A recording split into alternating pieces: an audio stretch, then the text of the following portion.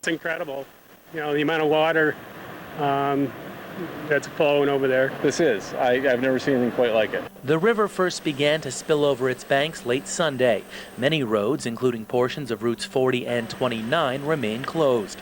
First responders are left using marine equipment to navigate the flooded terrain. Nowhere is the situation more dire than the Mill Hollow section of Greenwich. Early Monday, crews found cracks in the dam, threatening the structure's integrity and putting residents in grave danger. We don't know if they've been here for 5 years or if they're brand new because of the damage from the hurricane. We've ordered evacuation from the residents down here in Mill Hollow, at least for the next 24 hours. One of those residents is Ken Strait, who lives just feet from the river. He says he's trying to stay in his house as long as it's safe for his family and pets. Yeah, it's pretty scary, you know, when you know you got a flood going down through and you're gonna, you know, they tell you got to evacuate and you could lose everything you own. Emergency services have been notified downstream to protect residents in Middle Falls and Schuylerville. With the area around the dam cleared out, everyone is left hoping disaster will be avoided. At this point in time, we're taking the most serious precautions and making sure everybody's aware of the situation and monitoring it hour by hour. In Greenwich, Matt Hunter, YNN.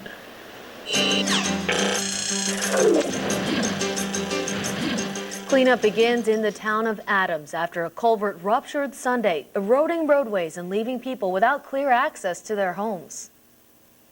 I still pay taxes here.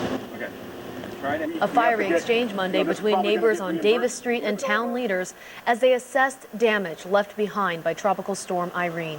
Neighbors say town leaders have told them Davis Street is a private road and any immediate repairs should come out of their pockets. Meanwhile, Town Administrator Jonathan Butler says repairs will be made, but he's still assessing how much money the town will receive in state and federal relief funding. Now, this is a worst-case scenario, but we're hung up in our driveways.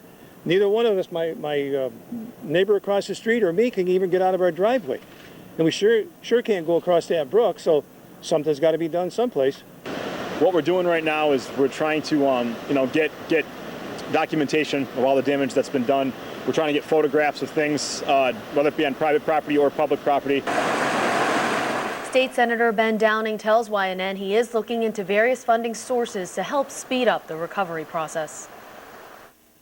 Irene leaves close to 300 people without a home in Williamstown.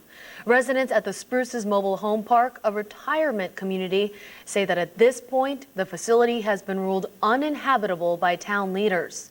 People were escorted one by one on Monday to gather their belongings. Extensive flooding damaged electrical systems, homes, and spilled petroleum products onto the ground. The Tenant Association president says each unit will have to be examined by officials from the Massachusetts. It is sticky and goopy.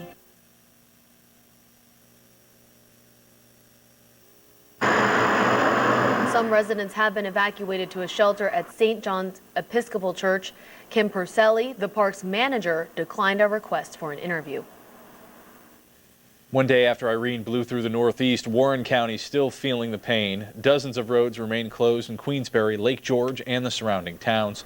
Flooding coming downhill from Prospect Mountain Sunday caused numerous problems for business owners on Canada Street. More than 7 feet of mud and water filled the inside of the first floor rooms at the Motel 6. Many trees and power lines were downed as well, causing quite a scare for many in the area. It was bad. I mean, the winds were really howling, and you're watching the trees bend, and we were just afraid that a very big one in back of our cabin would come down, and that had us, a little excited about it. But it was the best thing we did was get out. Through Monday, many homes and businesses in the area remain without power. Insurance agents are obviously very busy right now handling claims. If your home has been damaged and you don't even know where to start, there are a number of steps you can take. Officials say the first one is to assess the damage and document it. This can be done by either writing it down, taking pictures, or shooting video of the damage. The vice president of the New York Insurance Association says it's also important to look over your policy before contacting your insurance company.